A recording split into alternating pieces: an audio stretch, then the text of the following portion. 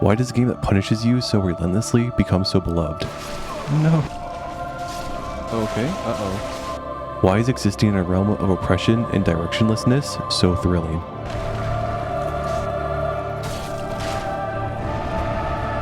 Where is the line between frustration and fun?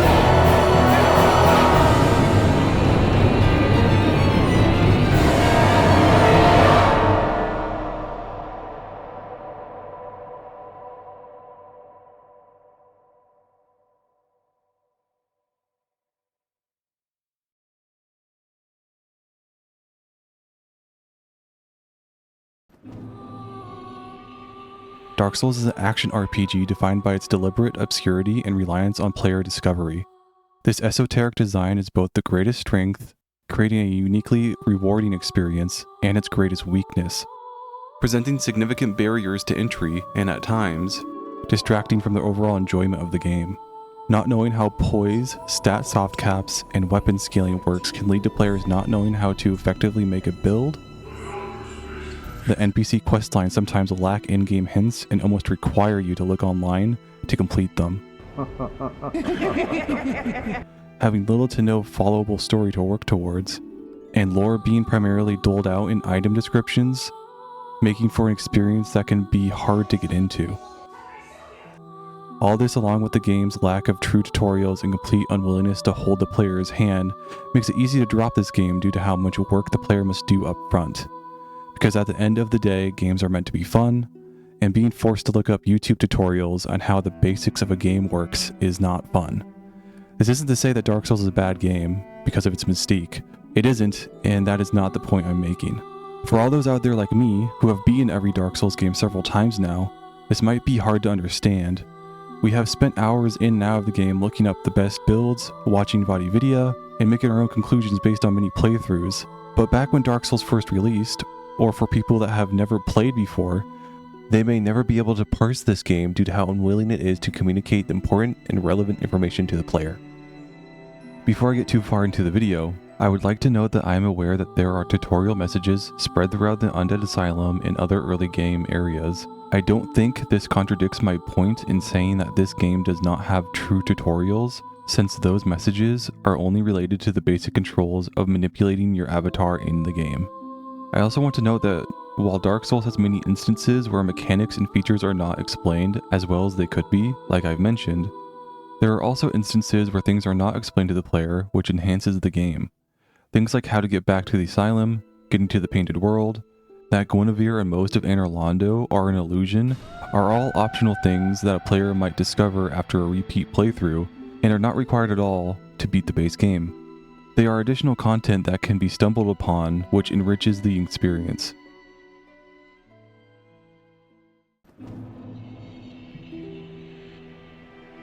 Bonfires are checkpoints in Dark Souls that need to be manually activated by discovering them in the world and lighting them. When lit, you can rest at them to regain your Estus flasks, reduce most status effects like poison, and perform several actions. You can level up by spending souls, kindle, and reverse hollowing, along with other actions that require items to be bought, like the bottomless box. Except we run into issues right away when we first rest at the Firelink Shrine bonfire. If you try to reverse hollowing, it'll just tell you that you have no humanity. If you try to kindle, it will tell you that you cannot kindle while hollowed. It explains nothing. Luckily, right next to the bonfire is a dead body with some humanity on it. Just enough to see what kindling and reverse hollowing do. If a player is paying attention, they will remember that they need humanity to perform at least one of those two things. They will go into their inventory, pop a humanity or two, reverse hollowing, and attempt to kindle the bonfire. Summon signs will likely also appear if Dark Souls was still active online. Performing the action is a far better teacher than simply explaining it to the player through words. I really like this as a diegetic tutorial about reversing hollowing. You can also talk to the Crestfallen Knight. He will tell you how to collect humanity, but not necessarily how to use it at a bonfire. What? Restoring your humanity?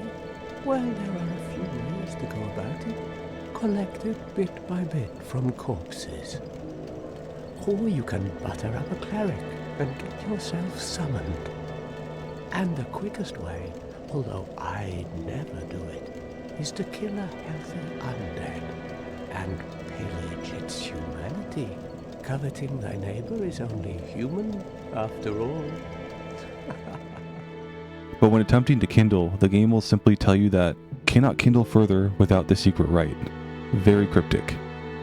So while I praised the game design a moment ago, it has good execution and bad execution. We now know how reverse hollowing works, and that it essentially means becoming human again. But kindling isn't explained, and we are told we cannot do it. So some players might just assume they cannot kindle anywhere, since kindling didn't work the first time they tried it, and were even told they cannot kindle.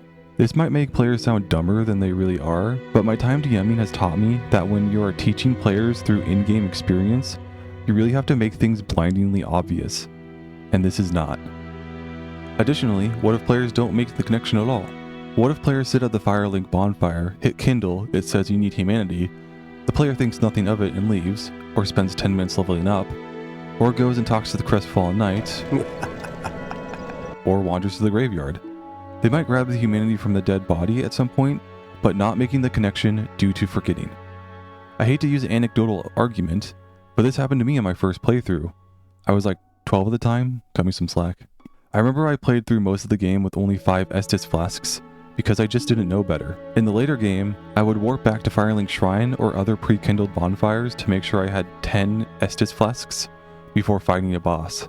I am all too aware that my anecdotal argument likely happened to a lot of people, simply because kindling and reversing hollowing was not explicitly explained.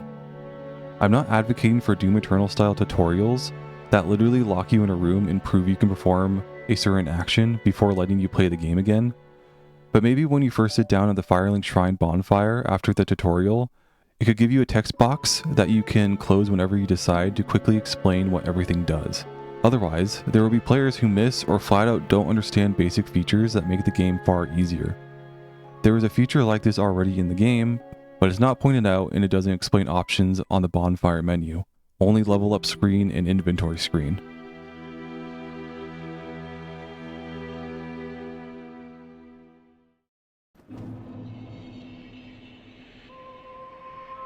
One of the first things you might do when first sitting down at the bonfire in Firelink Shrine is leveling up. Doing so opens a menu full of numbers and stats that is not explained to the player. Thankfully, if you look towards the bottom middle of the screen, you might notice an explanation button. When pressing the button, everything on the menu presented is explained to you in a pithy sentence while highlighting one thing at a time that is surprisingly straightforward and specific. Of course though, the one thing in the menu that is not explained well is poise, which I will talk about more in the next section. One of the biggest culprits of information not being communicated to the player has to be about soft caps and hard caps. When making a build, you likely have a stat you'll want to focus on. Strength for knights, dexterity for samurais, intelligence for sorcerers. You will play the game and likely dump as many levels into whatever primary stat you're focusing on, thinking that it will do as marketed, boost damage. But the unfortunate truth is that you're getting diminishing returns on how strong your character is becoming the more levels you dump into a certain stat. A soft cap is when you reach a certain level in a stat, and afterwards, the amount of gained power in that stat becomes larger, slower. A hard cap is when you reach a certain number in a stat, and afterwards, the amount of gained power either becomes 0 per level up, or only increases in power by 1 or 2 every few level ups, making leveling that skill anymore almost pointless. I used Cheat Engine to give myself a ton of souls in a test character, and I tracked how much more powerful my character became per stat per level. For attunement, you begin the game with 2 attunement slots. At attunement 14, 16, 19, 23, 28, 34, 41, and 50, you gain additional attunement slots. Attunement essentially begins with a soft cap, if that is how one wants to look at it, since each number of levels needed to gain an additional slot becomes 1 to 3 more than the last between each one. For instance, 28 to 34 is 6 levels, where 34 to 41 is 7 levels, and 41 to 50 is 9 levels. Attunement then has a hard cap of 50, where you gain no additional attunement slots after that. Another thing that isn't told to the player, and could have them putting way too many levels into attunement, thinking that they will get more. Which begs the question, why allow players to put more levels into skills like attunement beyond that hard cap? For vitality, online the official soft and hard caps are 30 and 50. When looking at the levels individually, the story is a little more complicated. From Vitality 10 to 20, the average health increase is 22. Vitality 21 through 30, average health increase is 30.7. Vitality 31 through 40, average health increase is 22.5. And Vitality 41 through 52, average health increase is 16. This is a little odd since looking at the numbers, there isn't really a soft cap. At Vitality 31, there is a 10-digit drop in HP gained per level, but it only drops to what the amount of HP gained at Vitality 10 to 20 was. The soft cap is really more like Vitality 40, since from there the amount of HP gained for leveling Vitality steadily drops off from the average of 22 to under 10. 50 being the hard cap seems to be accurate since HP gained per level of Vitality after drops to below 10. Endurance. There is no soft cap. You steadily gain 1 to 3 points of stamina per level until you have stamina of 160. After 40, you gain no more stamina whatsoever, though equip load does increase by 1 per level of endurance, meaning that for equip load, there is no cap at all. So leveling endurance up past 40 really is not worth it in most cases. If you have 40 endurance and are still having trouble mid or fast rolling, you can always wear the Mask of the Father and Havel's Ring to help rather than throwing levels away. It's outside the scope of this video to go through every stat, but I think it's important to note how different the soft and hard caps are per stat. Some stats still give players benefits even after they, for the most part, stop increasing whatever they are supposed to increase. Dexterity, for instance, has a hard cap similar to strength, but continues to increase cast speed for spells up to Dexterity 45. And some stats either don't have a true hard cap or soft cap. This is a big issue, since a player that did not use the internet for their playthrough, or did and just missed this info about stat caps, might be putting in more levels in a stat after the mid-game and getting very little out of it, when they could be putting levels in other skills that would more greatly benefit them. Or worse, they can get information from the internet that isn't really accurate. To say the least, it harms buildcraft because players don't really fully understand the system they are engaging with. Not to mention, something I learned while making this video is that humanity is a stat that increases item discovery, all defenses, curse resistance, and increases damage to weapons with humanity scaling, chaos weapons. All your defenses along with curse resistance increase by just 1 to 2 points per humanity in your humanity meter. And there is no cap other than that increasing your curse resistance caps at 30 humanity at 155 curse resistance. When you try to use the explanation button on the character stat screen, the description is number of black spirits within one's bosom, symbolizes human nature, and determines item discovery and resistance to curse. This description really fails in its job to explain this stat fully. It gives a lore explanation for how you carry humanity and explicitly tells the player that its symbolism increases item discovery and resistance to curse, but it doesn't mention that it also increases all defenses and certain weapon damage, further harming buildcraft because an interesting quirk of this game, humanity all around making your character more powerful, isn't communicated. Some might think that it's on the players to keep an eye on how much HP, stamina, or damage increases per level put in a stat, but I think that's too much to ask for.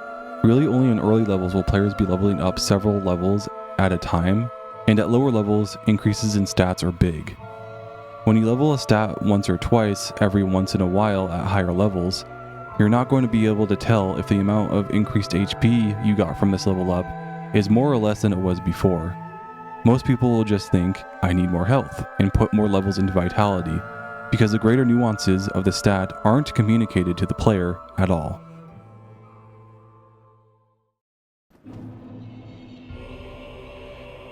All builds in the game will want to wear armor of some kind. Your character has something called defenses, that is a flat number deducted from the amount of damage you suffer when getting hit. All armor sets come with defense bonuses that get added to your character's defenses when equipped. Light armor like the Pyromancer set is essentially just clothing. They have low defenses, but weigh very little for equip load. Heavy armor, like Havel's set, weighs a lot, but also has the best defenses in the game. There isn't really a true medium armor in the game, but you can wear heavy armor without anything in certain armor slots, or wearing light armor in certain slots, to sort of make a medium armor that has high defenses but low weight. For instance, here's an example of my test character wearing default Pyromancer gear, getting hit by a skeleton in the graveyard by Firelink Shrine. He suffers 190 damage since the Pyromancer set has very little defense, but when he put on heavy armor with much higher resistances, particularly against physical damage, the damage from the same enemy is reduced to 112 damage, a noticeable decrease. When upgrading armor, it gets even better. With plus 5 black iron set, the max this set can be upgraded to, reduces the damage, so getting hit by the same enemy as before only does 60 damage to my character. Armor has flat or static increases to your character's defenses. Improving armor further increases the armor defenses. This keeps armor and its benefits simple to understand and effective. Unlike in later games where wearing armor gives both flat reduction to damage taken and adds damage absorption as a percentage number to further reduce damage reduction, which makes how effective armor is harder to understand. It's a system that goes from flat numbers to percentages, and the average player will not know off the top of their head how a percentage applies, especially since knowing how much damage you take from each hit is not shown to the player, and you have to go into your character's stats screen to see the numerical amount of HP you've lost after each time you were struck.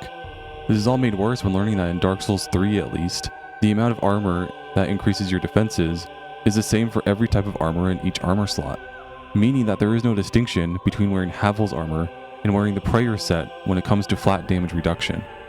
The differences come in when considering damage absorption, which does differ between armor, as in heavier armor does give the player higher damage absorption.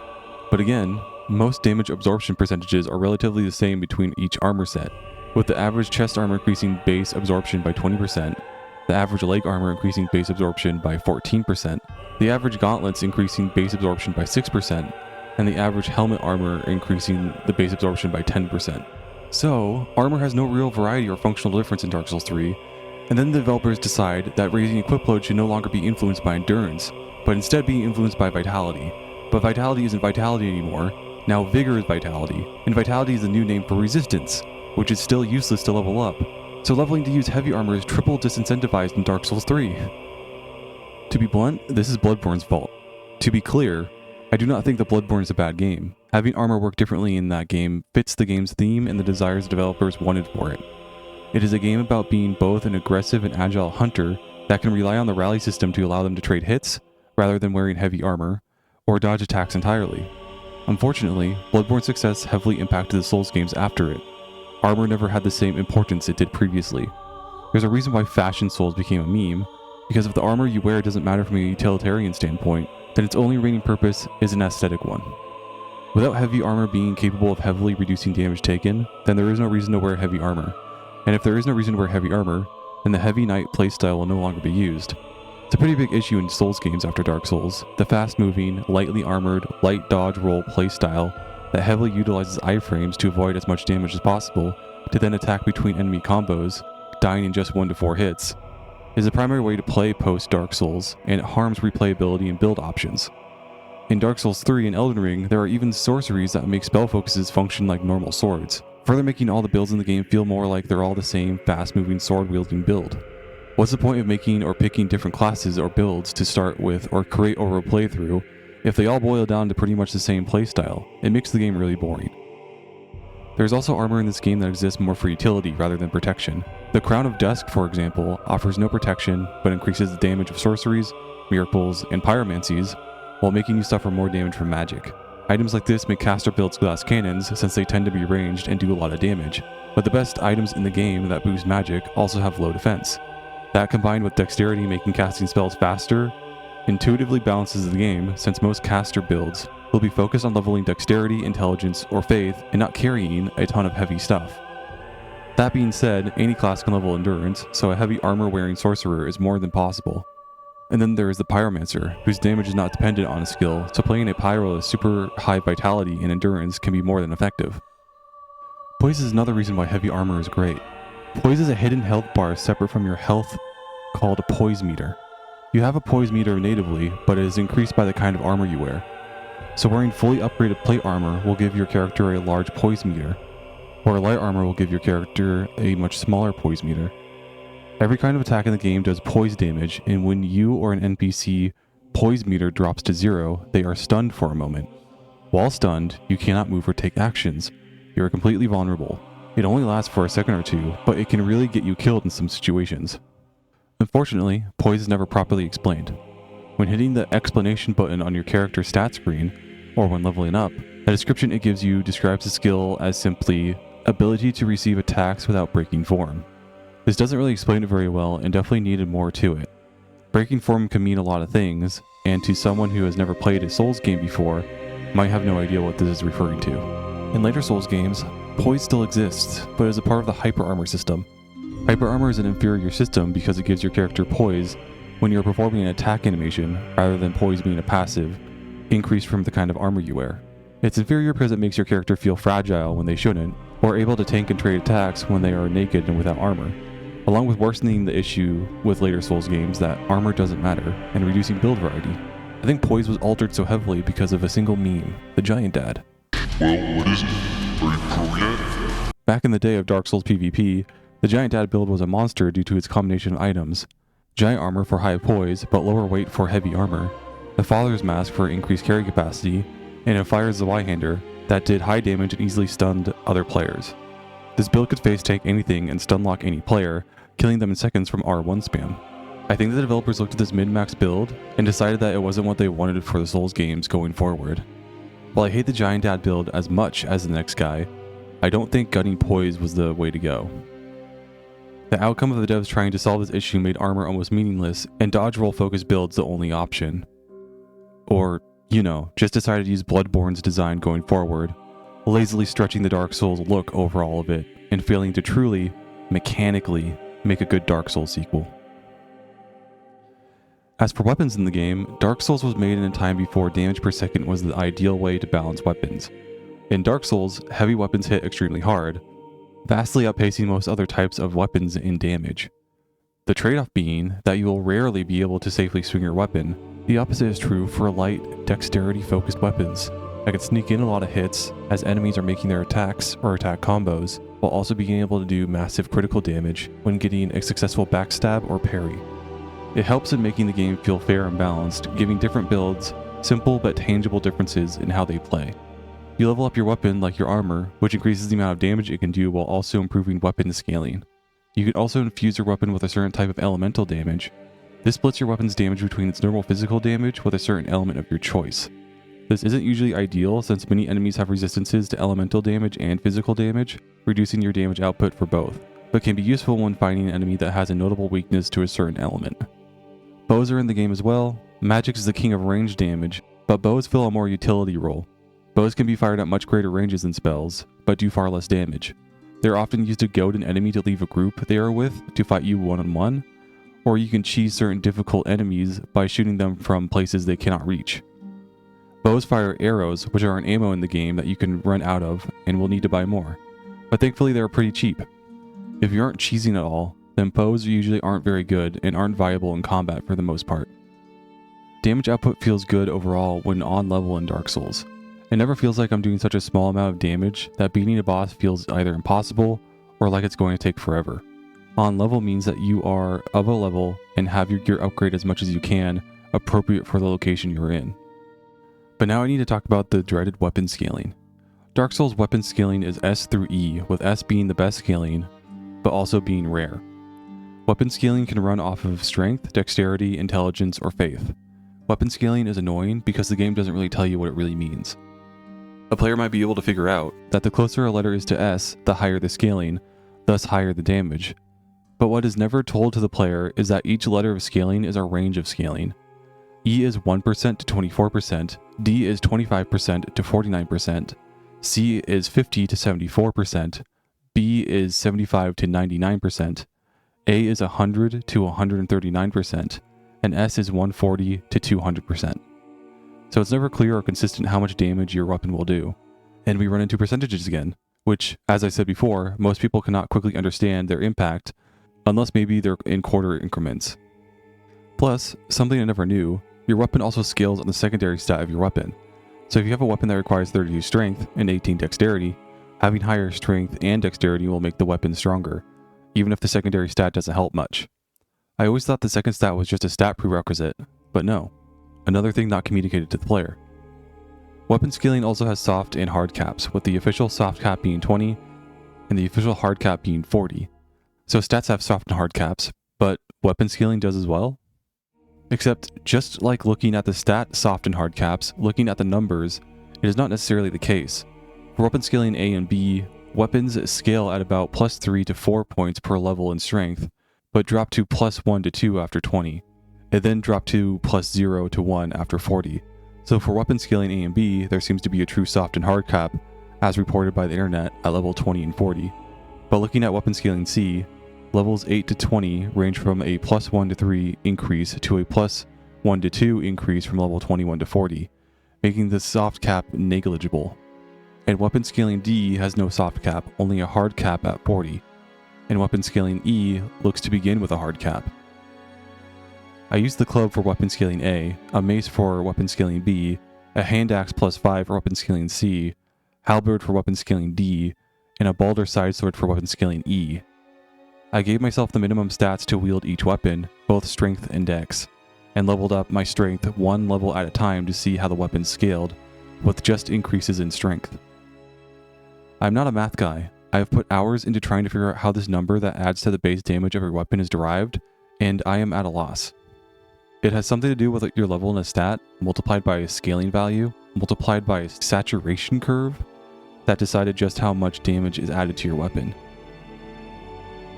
I'll get into this more in the tangent section, but I really have to wonder why the game is designed like this. This just seems impossible to fully understand by a common player. But I discovered while researching that our weapon 1 number is the same as the weapon damage plus scaling modifier in the item screen. Weird that they show the same thing in 2 different ways on 2 different screens with 2 different names, which all adds to how confusing Dark Souls can be. Besides weapons and armor, the player can also equip rings. Rings have magical effects to them that can give players resistances to damage types, larger equip loads, or make you do more damage the lower your health is. Rings are a great inclusion to the game, a feature that wasn't included in Demon Souls, because they can either enhance your build or make you play in a strange but powerful way. For instance, the Red Tear Storm ring, with all of its infamy, often has players dropping their health low enough to activate the ring's effect, increasing your damage a great deal when low on health. Players then kill bosses far faster, but with the trade-off that they will likely die in just a couple of hits. It is a very risky way to play, but many challenge and speedrunners love to use it. Another example is Havel's Ring, which increases your equip load, allowing you to equip more stuff before your dodge roll changes from light to medium to heavy. Back when Dark Souls was still new, you could combine Havel's Ring with the Darkwood Ring to change dodge rolls to a faster and wider one, allowing you to ninja flip around in heavy armor. It was awesome. And of course, they patched it. Rings are self-explanatory and do not require much meta knowledge from the player whatsoever to use fully.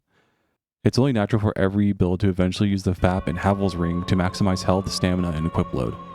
One ring that does induce some frustration is the Covenant of Artorias. The only way to fight the Four Kings, one of the Lord's souls you must collect to finish the game, is to go and kill Sif and get this ring. Your only hint that you need to do this is 1. Instantly dying in the abyss when entering the Four Kings boss arena, which isn't much of a hint, and 2. Talking to Ingwad, Guardian of the Seal. who will inform me that normal people cannot traverse the abyss. But Artorias was able to a long time ago, so you should like retrace that guy's steps to figure out how to do it. I'm exaggerating, of course, but he really isn't that helpful. But the abyss is no place for ordinary mortals. Although, long ago, the knight Artorias traversed the abyss.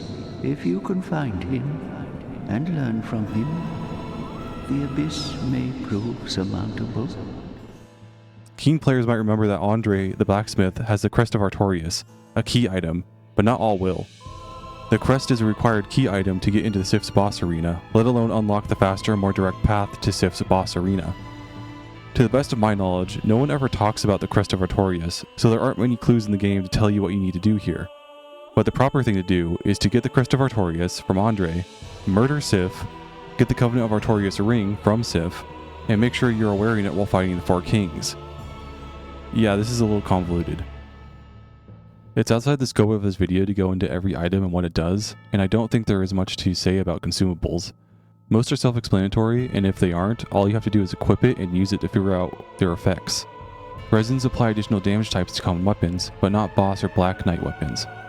Firebombs have a lot of useful applications, while also being good sources of non-stat related damage that is semi-ranged. Humanity and souls come in consumable items. That is a good way to have access to souls for leveling, or buying things without worrying about losing them when you die. The same goes for humanity. It's a good way to have humanity without it being in your humanity meter that reverts to 0 when you die. I could argue that the only consumable in the game that is frustrating is the transient curse. You are required to use them when traversing the New Londo ruins. You cannot hurt the ghosts that reside there without it. The issue being that, despite the item description being clear for the most part, and the fact that an item just before the New Londo ruins has some transient curses, it isn't as clear as it could be that you need to use it for that area. Honestly, the ghost should be able to be damaged without the need of an item that bestows a temporary effect, and it's a little silly the game is designed like this. How much damage the ghosts do and their ability to phase through walls should give players more than enough difficulty if they go to the New Londo ruins earlier than they should, acting as a diegetic guide to get the players to go to the Undead Burg. Not unlike how the skeletons in the graveyard are so strong that the enemies in the Undead Burg direction seem like the better direction for progression. I'm not going to go into Titanite much. It is the upgrade material for armor and weapons in the game that can be found or bought from a variety of places throughout the game. When upgrading items at a blacksmith, in the top right corner, it tells you what kind of Titanite you need to upgrade a certain type of weapon or armor and how many souls it will cost. I'm conflicted on this system because I like the greater depth of having so many different Titanites in the game that upgrade different things, but I think I draw the line when upgrading infused weapons that can potentially have you collecting green, then red or blue Titanite. It just gets annoying how many things you have to collect when the most basic Titanite in the game is easiest to find, thus de-incentivizing using infused weapons. I think I prefer how streamlined it is in Dark Souls 3, in that Titanite upgrades of any kind other than boss or special weapons just use normal Titanite. Keys are items in Dark Souls that do as you might think, unlock things. But the issue with keys in Dark Souls is that they are sometimes the only thing giving you hints on how to proceed in the game, and badly. I think a great example of this is getting the key to the lower Undead Burg. After fighting the Taurus demon, you will go down some stairs to start the Hellkite Bridge. The other door you'll immediately see is locked and will need to be unlocked before you can continue the game. Technically you can go and kill the gargoyles first, but still. The key that unlocks the door is located just behind the drop gate of the Undead Parish. Picking up a key does little to nothing to tell you where to go next. The key's name is the basement key. Okay, basement of what? Where? Reading this item description, it tells you opens a narrow passage leading below at the far face of the Great Bridge in the Undead Burg. Okay, narrow passage, far face. The only recognizable phrase in the sentence is Great Bridge, and I've played this game a few times. It doesn't even refer to the bridge as its official name of the Hellkite Bridge. So keys are a pretty bad way to communicate to the player on where to proceed through the game, unless they made the item description way more straightforward.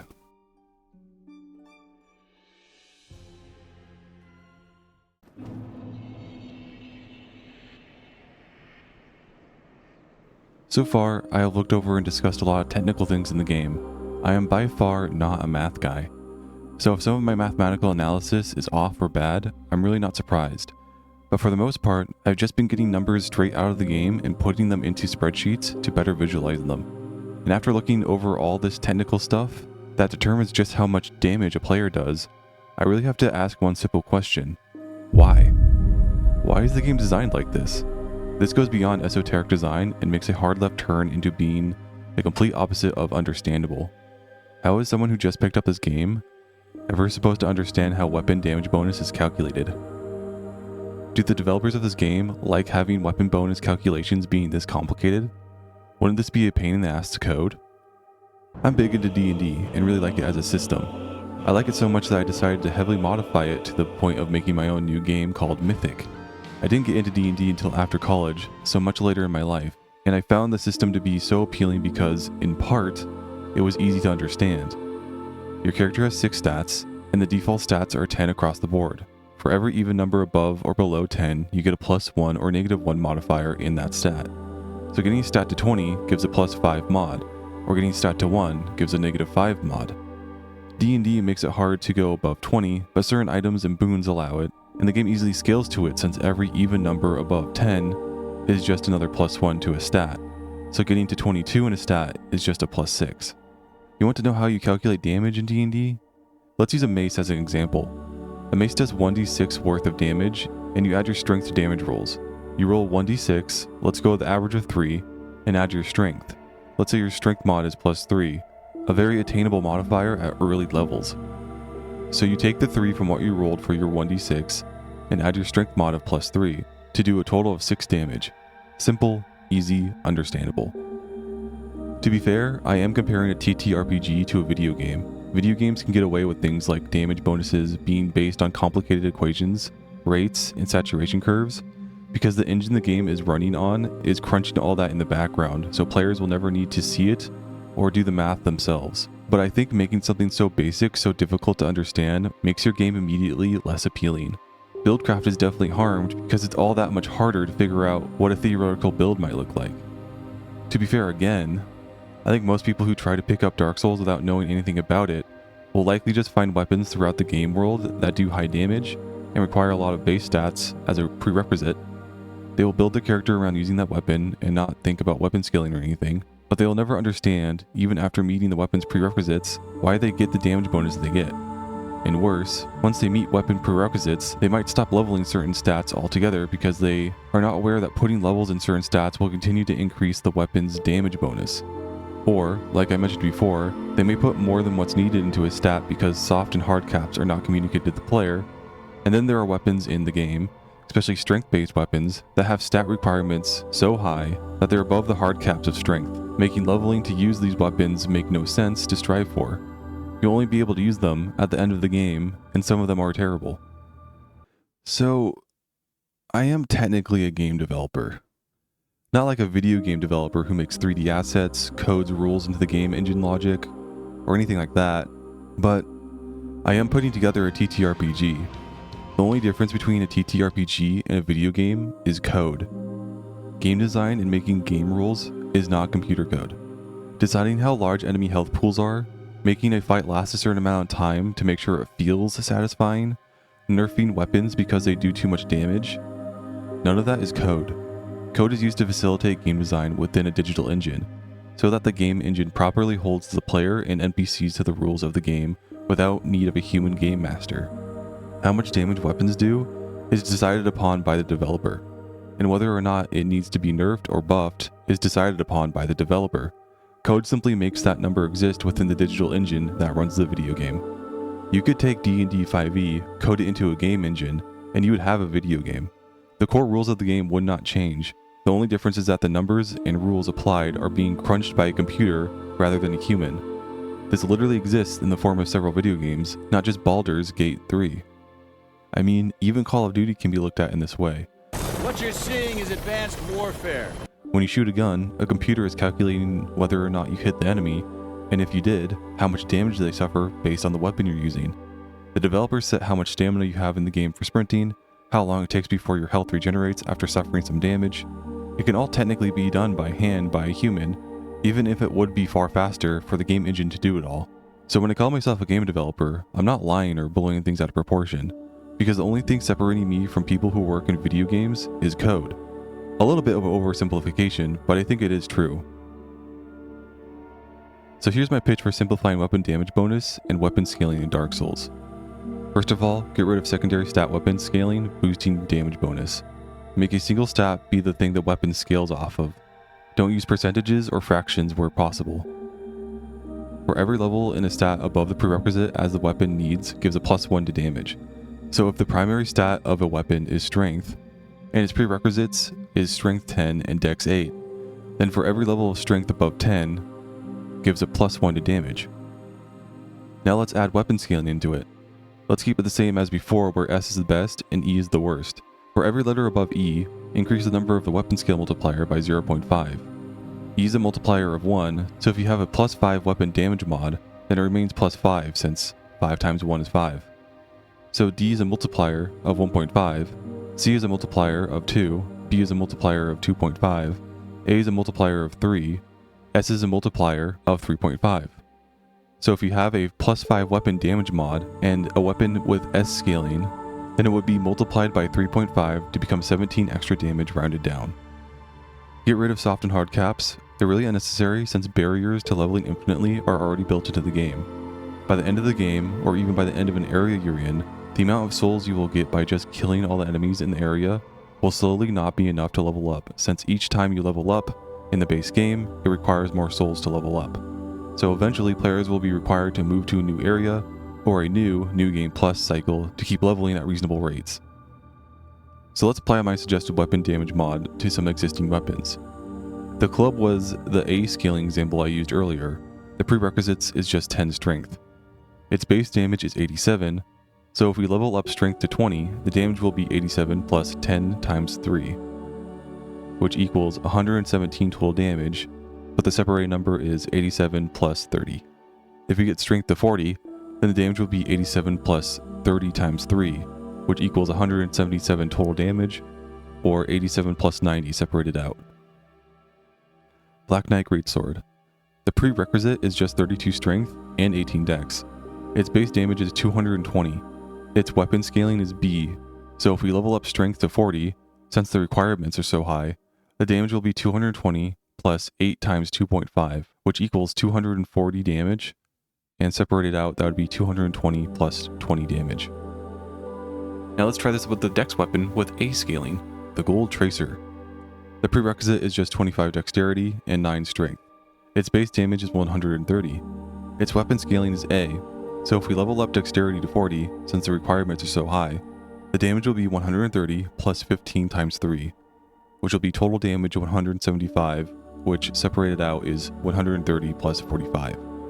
Funnily enough, for the club at least, the damage numbers aren't far off from what they are in the base game. But when it comes to weapons with higher prerequisites, like the Black Knight Greatsword, they suffer a bit in how much damage they do. But to be fair, the Black Knight's Greatsword's base damage of 220, without modifiers, still does more damage than what the club does with 40 strength. So I really don't think it's a big deal. This issue could be offset by making weapons with higher prerequisites have higher scaling or do higher base damage as well.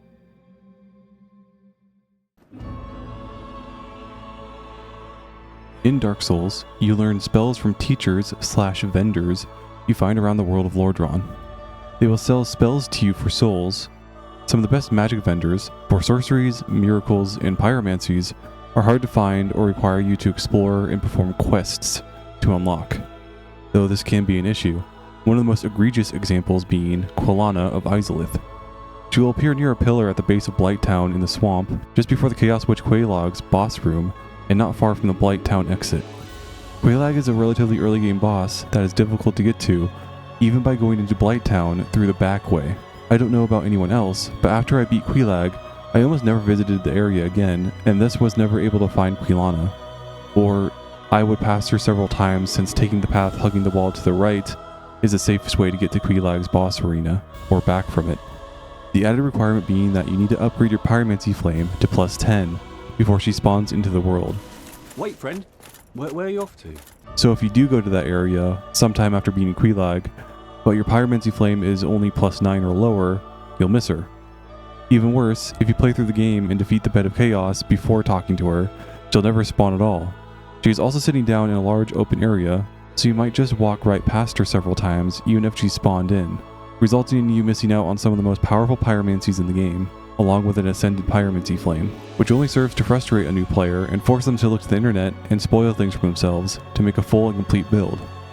I believe this was accounted for to some degree, since late game casters for both sorceries and pyromancers are so incredibly broken that playing those two builds might as well be the game's official easy mode.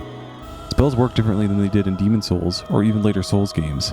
When equipping a spell, the spell has a limited number of casts before you must rest at a bonfire to regain those casts again. There is no mana bar that you refill with consumables of any kind. I admit that it is annoying to run around Lordran and buy up every single spell from everyone who sells them to maximize the number of casts for a single spell, but I prefer the system because it reduces the amount of consumables you need to fiddle around with while you play the game. You do not need to switch your Estus Flask out with a magic recovery item in the middle of combat, you merely switch spells. Same number of button presses, sure, but one of the most common issues I have seen others have when playing these games is that they will switch their Estus with a mana recovery item, or just another item, and forget to switch it back, and proceed to press the use item button and recover their mana again instead of healing, or use a moss, or throw a firebomb, or use any other item, promptly dying soon after. No, the wrong potion was queued up. The wrong potion was queued up. The wrong potion was queued up. Fuck. Ah. Why do you try to drink from a potion that's already been drunken? I don't get it. Jeez, oh, whoops. I was trying to heal. I forgot I had that on. That's a smart move because it's a lot. Oops, wrong thing, I'm dead. This is another issue Dark Souls has, and never fixed all the way up to FromSoft's latest blockbuster, Elden Ring. Souls games desperately need a committed healing button, so players don't have to fumble around with the game's UI as much. Perhaps the default use item button, when tapped, will always heal, while holding the button will use some sort of alternative item that was equipped, not unlike how pressing the dodge roll button does a roll, but holding it makes the player run. The amount of spells the player can equip at once is based upon the attunement stat. The higher it is, the more attunement slots you have. Spells cost a variable amount of attunement slots, most only require 1, but more powerful ones cost 2. Sorceries rely on your character's intelligence stat and do more damage based on how high it is. More powerful sorceries have prerequisites that demand your intelligence be of a certain level before you can use them. This makes playing a sorcerer an expensive way to play the game, since you must spend many souls getting your intelligence stat high while also buying sorceries. This was likely intended though, seeing as how powerful late game sorcerers are. They use Catalyst as their spell focus and they cannot be upgraded. Interestingly enough, pyromancies do not scale off any stat. Rather, pyromancies increase your power by leveling up your pyromancy flame like you would a weapon. This makes pyromancies viable to use for any class. Pyromancies are also powerful enough through your upgraded pyromancy flame to be viable into the late game. The one downside being that, like sorceries, pyromancies are expensive. The larger issue being that upgrading your pyromancy flame to plus 15, then ascending it and upgrading it 5 more times is insanely expensive. You will need to drop almost all the souls you get from defeating bosses into upgrading your pyromancy flame at times to get it as upgraded as possible. This was likely done to balance pyromancies with the rest of the game, that any class can use them, but only if you essentially forgo leveling your character to a degree will you be able to get your pyromancies outputting as much damage as possible.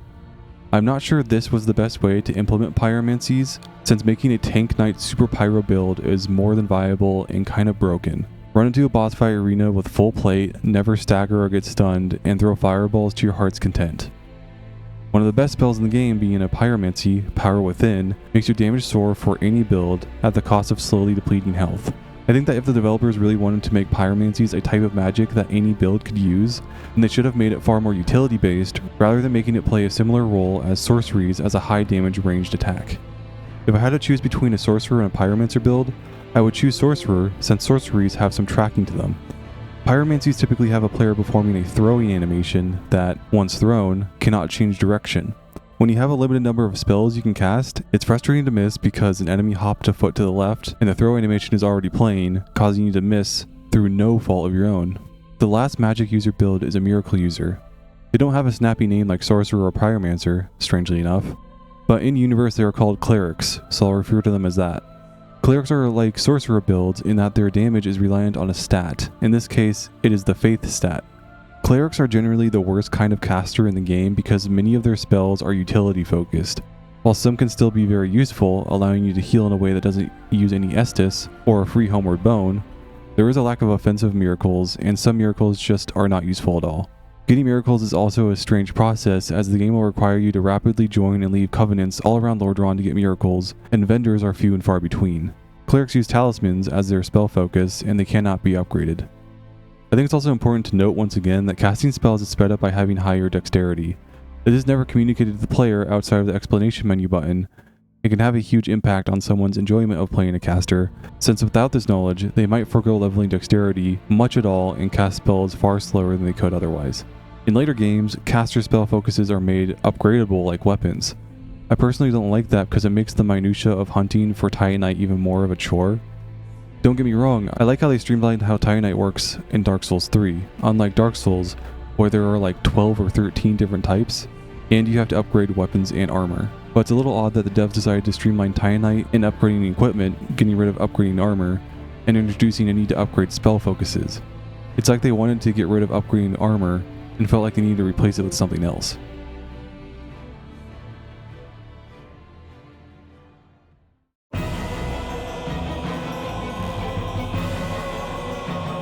Dark Souls is a third-person sword and sorcery game.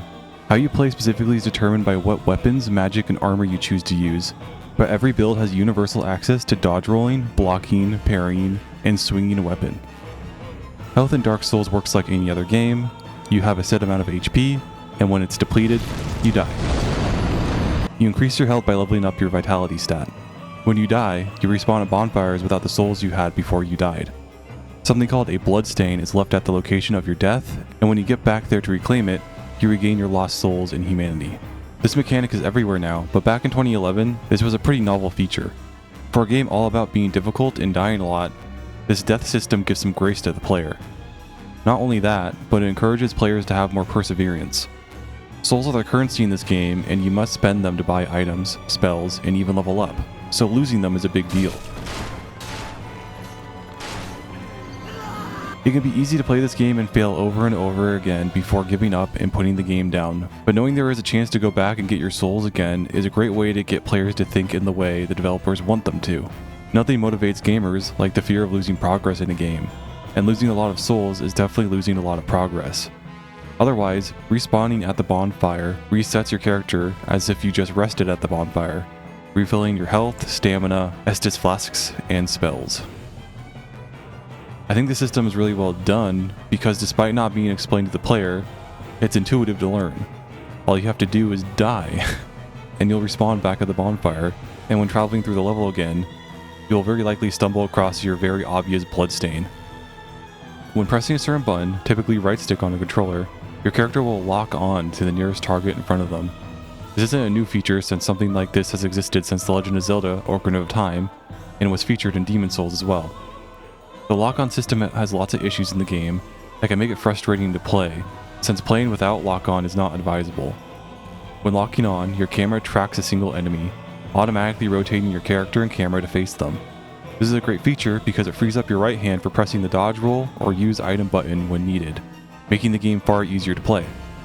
The downside is that lock-on range is extremely short and finicky, so you might see an enemy that is relatively close to you, try to lock onto them, and have your camera flip around all over the place since hitting the lock-on button will also just snap your camera to looking forward based on what direction your avatar is facing if there is nothing in range to lock onto.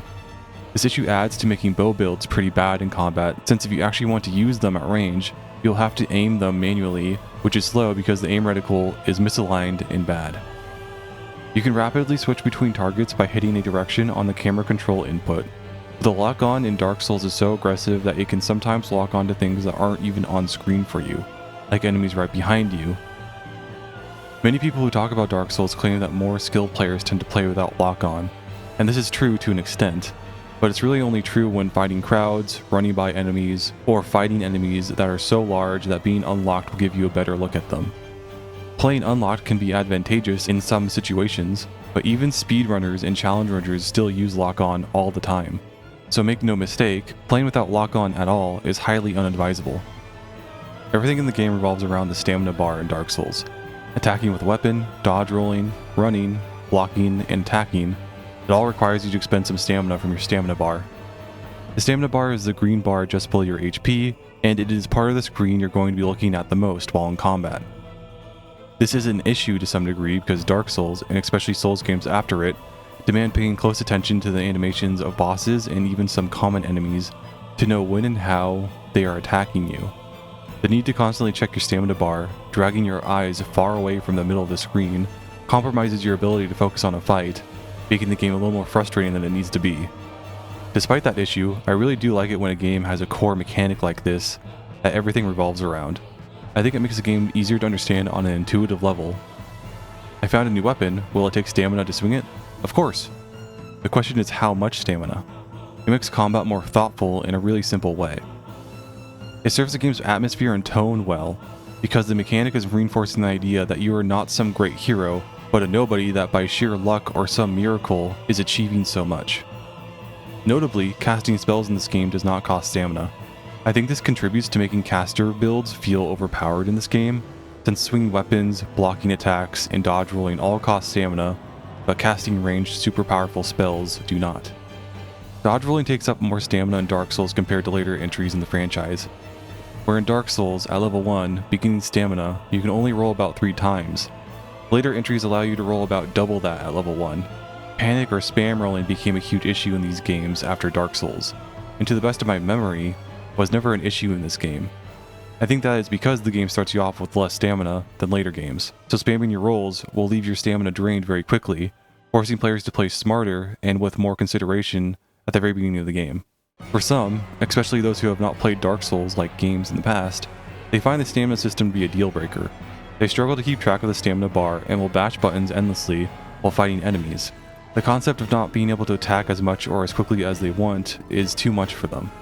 To be clear, this is not an issue with the game. Dark Souls demands more from players: precision, perseverance, and a willingness to understand the game without much help. I just find it interesting that those with little FromSoft experience just want to swing away with wild abandon every time. Dodge rolling has become infamous over the years, but to put it simply, you press a single button and your character leaps in a direction of your choosing.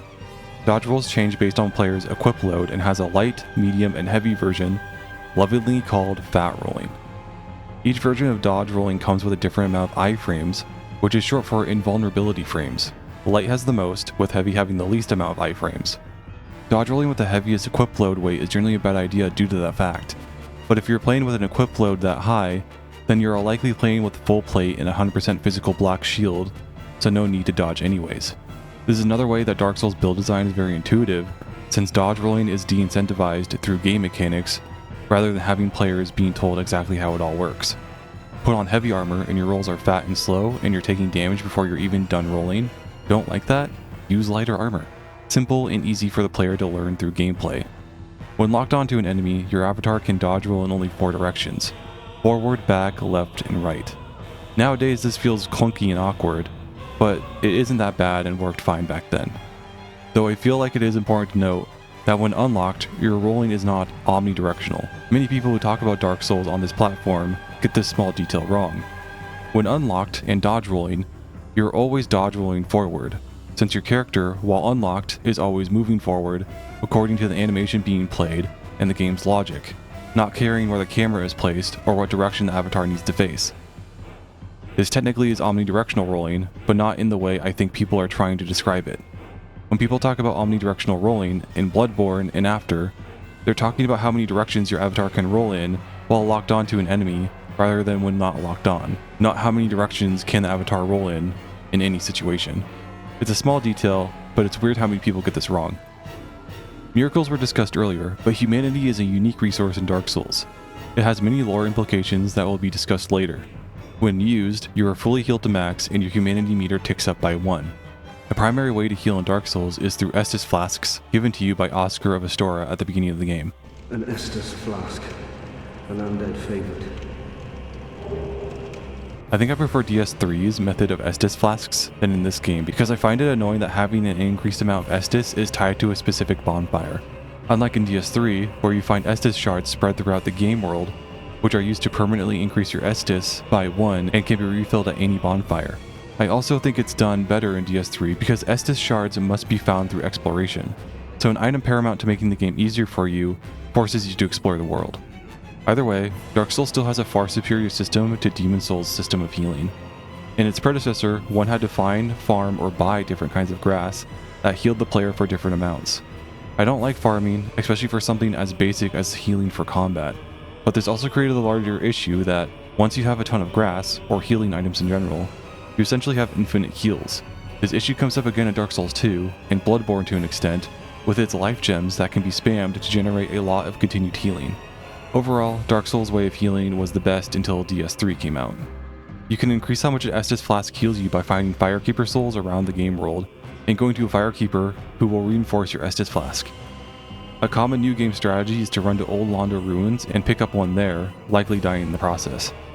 There are few Firekeepers in the game, but one is right under Firelink Shrine. So despite the game not having Estus shards, it does have Firekeeper souls to incentivize the player to explore the world for the sake of making your character better.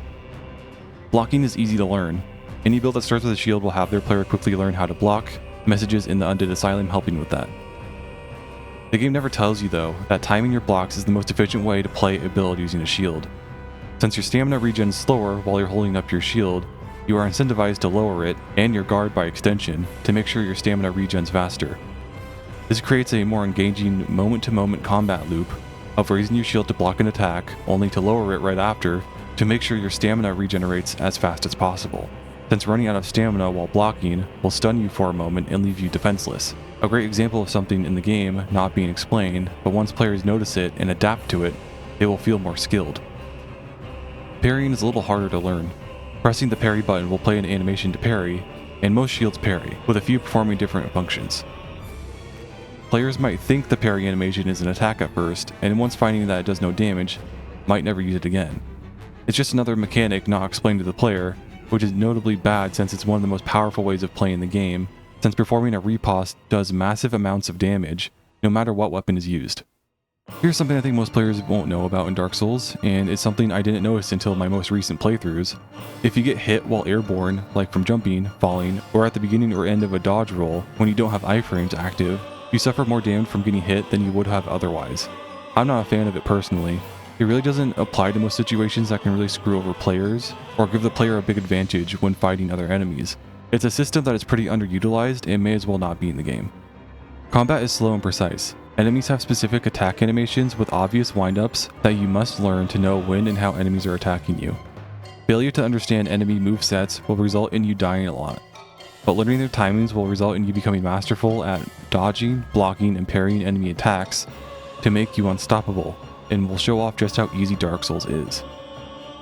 Unlike later games, you suffer far less damage when getting hit in Dark Souls, giving you far more chances to succeed in a fight than you would have otherwise. I've never understood the obsession in later Souls games to make sure that the player dies in 1 to 4 hits from most enemies, especially bosses, depending on how much health the player has. The game is far more enjoyable when I can take some hits before needing to heal. Items and armor make it even better since the Ring of Steel protection and heavy armor reduces damage suffered even more, with the trade-off being slower movement and worse dodge rolls. Does it make Dark Souls easier than later Souls games? Yes, but is that a bad thing? It also makes it more enjoyable to play. Dark Souls is a game that demands you to learn it and play it how it wants you to. While the game still has several different ways to play it with its differing builds, if you refuse to manage your stamina and Estus effectively, you will fail. It is a tactical game where you must manage your resources on a moment-to-moment basis, but the basic gameplay is so simple that managing those things is easy. For most of the game, you will only use a few controls: block, attack, dodge, movement, camera, lock on. Sometimes you might use a heavy attack, and once you become more skilled, you will utilize the parry more. But for the most part, all you use to engage with this game is block, attack, dodge, movement, camera, lock on. And when locked on, you don't even need to fumble with the camera at all. It's a simple and easy to understand system that makes playing the game trivial to learn. Though, there are a few minor issues with the game. The game not having a dedicated healing button, like I mentioned before, along with having to switch between spells and items using the D-pad on controller, forcing you to remove your hand from the left analog stick, resulting in you standing still, or using your other hand to do it, resulting in you losing the ability to attack, dodge roll, or use an item for a second, or adopt an abnormal way of holding your controller like a claw grip.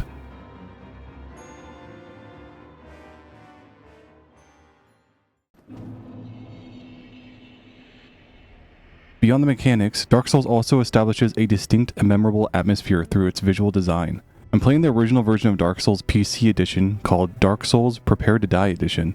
It is a bare-bones port of the Xbox 360/PS3 version with a lot to be desired. But by using a mod called DSFix, I'm able to play the game at 4K 60fps. To be clear, I'm not playing on the remaster, so I guess my only question I have to ask you, non-existent viewer, is did you even notice? The remaster for this game is notorious for being pathetic and barely upgrading anything, even the graphics. But to be fair, there wasn't a whole lot to upgrade. This game is 13 years old now, but it honestly looks better than a lot of games that came out after it. It definitely aged better than Skyrim, and they came out the same year. Dark Souls doesn't have a lot of wide open areas, and levels are relatively small, so it can get away with having greater graphic fidelity for the time, since there is simply less on screen at any one time. I think the game's lighting does a lot of the heavy lifting as well. The way light bounces off of armor in this game makes it all very shiny looking, while still looking grimy to a degree, and even reflects the local colors of where you're standing, which really sells the 3D space your character is standing in. Of course, a lot of the game's textures look pretty dated at this point. Some things have noticeably few polygons, but the third-person perspective helps keep the player from looking too closely at any of these details. But the second thing that I think really helps Dark Souls feel timeless is its art direction. Lordran is dead. It is a world in decay due to the fading of the first flame, and you see that everywhere. Most locations in this game are abandoned and ruined, even places that might not seem so. Very few friendly NPCs exist, with the only other thinking things around being hollows, demons, ghosts, and other victims of tragedies, they all being unable to die permanently for one reason or another. It all adds up to make a very bleak setting. The world's look is highly inspired by real-world Gothic and medieval European styles that gives the world of Dark Souls a strangely grounded feel, as if Lordran is a real place that you could go to for vacation, like visiting Rome or France. Firelink Shrine, Undead Burg, Undead Parish, the Depths, all look like different levels of one large 11th century Roman cathedral. Anor Londo is the most Gothic-looking castle ever, with Roman-Italian buildings surrounding it in the distance. Lost Izalith is completely based off of the Angkor Wat. Sections of the catacombs are reminiscent of the Paris catacombs, and a lot of armor sets in this game look highly inspired by French and Italian designs. Due to its realism, the more fantastical elements stick out far more when they show up, which is often. While one side of this game's art direction is medieval realism, the other half is dark and spooky stuff from Studio Ghibli mixed with Berserk. This is especially true for the game's DLC. Ash Lake seems like it's inspired by Noishka of the Valley of the Wind, when she sinks below a toxic wasteland to discover an underworld with impossibly tall trees that seem to hold up the world. Artorias of the Abyss is a heavily armored knight with a broken arm and a big sword along with a wolf companion, counter to the main character of the Berserk series having heavy wolf armor and a gigantic sword. White-haired femboy manipulators. This all combines to make Dark Souls feel like a dark fantasy, yes, but to be more specific, a believable dark high fantasy. That there was once a very powerful and highly developed society before the events of the game that has now fallen into ruin, and you're becoming so powerful because you're using the remnants of that world to put you on par with those lost people. Iconography and architecture remain left behind to cryptically remind those who remain of how things once were, never to be fully understood again. It's a common trope in fantasy and science fiction. I guarantee some, if not most, of your favorite fictional settings have this trope, but it also grounds Dark Souls again, since, in real life, Roman ruins can be found all over the earth, along with the remains of other or older empires and nations that once existed. It instills a feeling of melancholy in the player, the kind you feel when attempting to recall a pleasant memory, but you can't remember any of the details. Not unlike how Halloween affects humans in this setting. And this is where the mystique of Dark Souls is at its best. Nothing is told to you, but there are visual hints everywhere of what the world was like before, what kind of rituals they engaged in, what they found important and unimportant. It all makes your imagination run wild, wondering what things were like before and come to all kinds of conclusions on your own, further stimulated by the piecemeal bits of lore we get from item descriptions and talking to NPCs.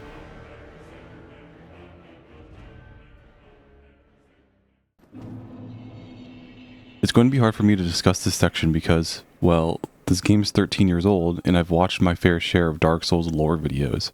I'm going to attempt to discuss this section from the perspective of someone who knows very little about Dark Souls lore.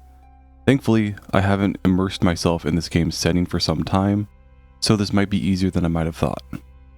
In the intro cinematic of Dark Souls, we're given a pretty straightforward info dump, and that's pretty much the only one for the rest of the game.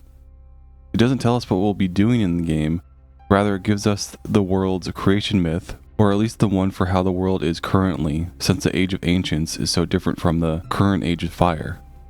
That fire, in all it brings as concepts, is a recent development in that the flames will fade. The 4 lords that will act as Act 2 bosses in the final boss, telling us why they're big deals and are hard to kill. We are also told about the dark sign, that some amongst the living have it. Right after the cinematic, there is a short cutscene that has the narrator expand a little bit more on the dark sign, that it brands the undead are brought to the north, probably referring to the asylum, where they are meant to await the end of the world, which I feel strongly implies that the undead are immortal in this setting, but it's not explicitly stated. The intro alone has a lot of issues. Look, I'm not saying Dark Souls needs to explicitly explain every little thing to the player. In fact, it really shouldn't to maintain the world's mystique, which the game seems to prioritize to a great deal. But not going into more detail about what the dark sign is, where the adventure is taking place, and your role in all of this is a little odd.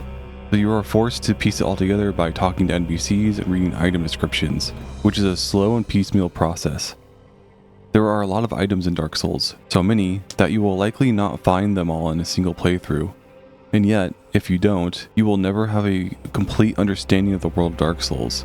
And even then, item descriptions generally are only 1 to a few sentences long, and they really don't tell you much. Here are a few random examples: the Uchi Katana, Havel's Ring, and the Grass Crest Shield. All items that I think most players will stumble across on their playthroughs, even if it's their first one. The Uchi Katana item description reads, "Katana forged in an eastern land. Known for its brisk slashing motions, the Uchi Katana cuts beautifully and causes bleeding, but its blade is easily nicked." Yeah, I don't see any lore here. Vague references at most. Havel's Ring item description reads, "This ring was named after Havel the Rock, Lord Gwyn's old battlefield compatriot. Havel's men wore this ring to express faith in their leader and to carry a heavier load."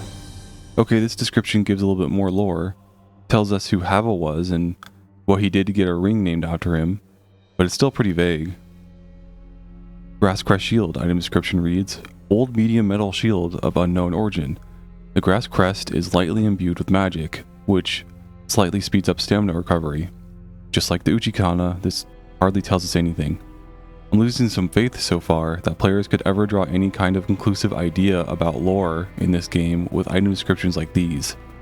But okay, let's use a bunch of items that go together to try and figure out the lore about a single thing rather than looking at disconnected items. And it might as well be about the goat himself, the Rock. Havel's helm, armor, gauntlets, leggings, all their item descriptions are the same and read, "Armor worn by Havel the Rock's warriors, carved from solid rock. Its tremendous weight is matched only by the defense it provides. Havel's warriors never flinch or retreat from battle. Those unfortunate enough to face them or inevitably beaten to a pulp." Havel's Great Shield item description reads, "Great Shield of the legendary Havel the Rock. Cut straight from a great slab of stone. This great shield is imbued with the magic of Havel, provides a strong defense, and is incredibly heavy. A true divine heirloom on par with the Dragon Tooth." Magic Barrier item description reads, "Miracle of Bishop Havel the Rock. Cover body and defensive magic coating.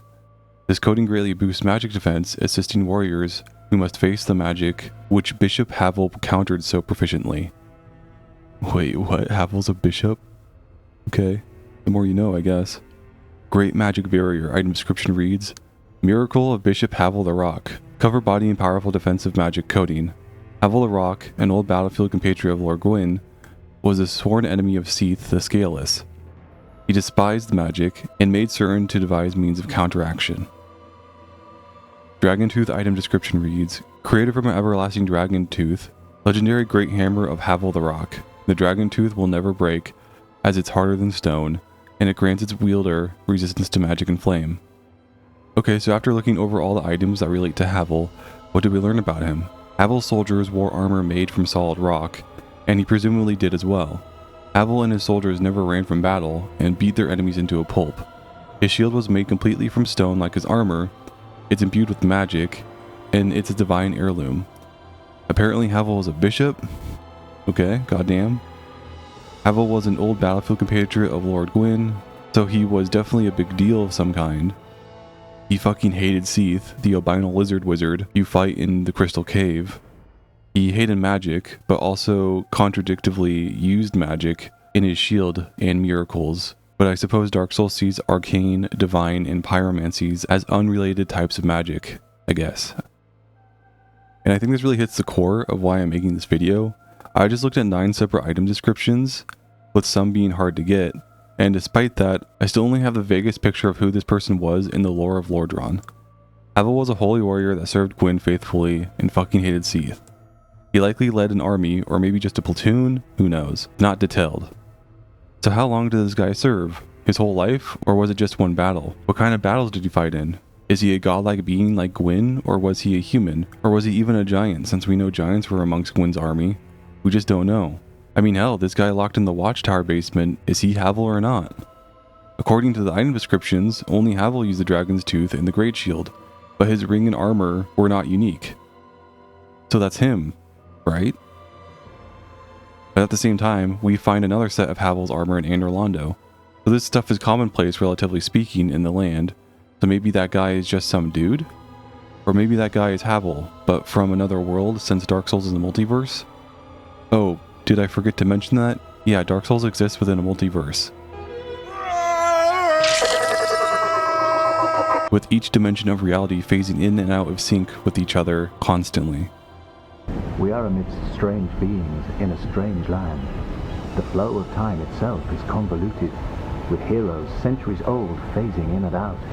The very fabric wavers, and relations shift and obscure. There's no telling how much longer your world and mine will remain in contact. So characters that are dead in our world can still be alive in our world, because in their world, they're still alive, and their world is temporarily synced with ours. Oh boy. So item descriptions aren't that helpful. What about NPCs? They tend to have a decent amount to say, and are actual people that speak more than a single sentence. Maybe they can give a clear understanding of the world of Dark Souls, or maybe they'll just laugh in our face.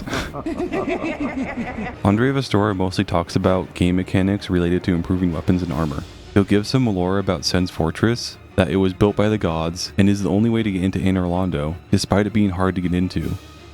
He will inform the player about the Catacombs blacksmith, but he will incorrectly say he is in the Dark Root Garden, and that he is a divine blacksmith rather than a chaos one, which is weird and only serves to confuse the player. Andre is also the earliest NPC to mention Sir Artorias, which is important for later in the game when you need to fight the Four Kings. Overall, we don't learn much about the world from talking to Andre. He mostly conveys information about the immediate area and game mechanics, practical stuff. But that's not necessarily a bad thing. Dark Souls could really convey more practical information more often. Laurentius of the Great Swamp is an NPC you encounter and liberate from the depths. He is a pyromancer that serves as a source of pyromancies and pyromancy flame upgrades for the early game. The way in which he talks about pyromancies when first talking to him at Firelink Shrine makes it obvious that pyromancies are looked down upon in Lordran, describing himself as being on the fringe. He mentioned that he is from the Great Swamp and doesn't elaborate much on that location after. He describes how pyromancies work in this world, and that one must be in tune with nature to effectively wield it. I guess making the fire-focused caster of the setting the druid, essentially. If you know anything about environmental science, this actually kind of makes sense. He talks about how his old master describes pyromancies as the ultimate fantasy. We are born into dark and warmed by fire, but this fire we cannot touch. Those whose fascination with fire persists learn to hold it in their own hand. A rather at a way with words, the old withering frog. A pretty interesting tidbit. He is also the earliest NPC to mention the Witch of Izalith, the godmother of pyromancy, but he doesn't talk much about her. If you gain powerful pyromancies beyond Laurentius's abilities, he will inform you that he will find them too, and will go to the base of Blighttown, where he will go hollow and you will have to kill him. So what do we learn from him? That the Great Swamp is a thing, but we don't know where it is or what kind of place it is, other than it's a swamp that pyromancers live in. I guess pyromancers just really like swamps. That pyromancies are looked down upon in Lordran, which is really interesting, but we're not told why. He brings up a lot of interesting things about pyromancers in this world, but none of it really gives too clear of an image of what it's like. For my last example, I'll use a character from the DLC. Hawkeye Goff is a giant that is chilling and making wood carvings in a locked away tower not far from Knight Artorias' boss arena. He describes himself as retired and blind. Like Andre, he talks about stuff that is local to the area you find him in, like Artorias and Calamite. Not a lot of lore, but more practical stuff, like how the Black Dragon is dangerous. Very interestingly, he does inform the player that it seems that a dark serpent, like Koth, convinced the people of Ulusiel to awaken Manus and begin the spread of the Abyss. He name drops Manus, and he seems aware that the flames will fade, despite the DLC taking place long before the events of the main game. He is also bros with the Anor Londo blacksmith. I guess that blacksmith gets along with everybody, since not even enemies in the area attack him. He talks about Gwyn a lot, so it seems like he knows him to some extent, but he never explicitly states that he served under Gwyn. Goff will even shoot down Calamite for the players to have a fairer fight with the worm. He mentions that hunting dragons is a knight's truest calling, and mentions how hard they are to kill in the past. And since Gwyn killed a lot of the dragons with his armies, it's safe to assume that Goff was amongst Gwyn's military. Goff is a better source of lore and information than most NPCs. He gives info about the local area, a nice lore tidbit about the cause of what's going on in Ulusiel, with a dark serpent manipulating the populace into releasing Manus. Unlike so many other NPCs, he brings up a topic and elaborates more on it. So NPCs seem to be a better source of information in this game, but not much better than item descriptions. I feel like Dark Souls does something very specific with its writing, something that some dungeon masters out there in my non-existent audience might recognize. You see, in D&D, the best way to get your players to care about your homebrew setting is by not telling them about it.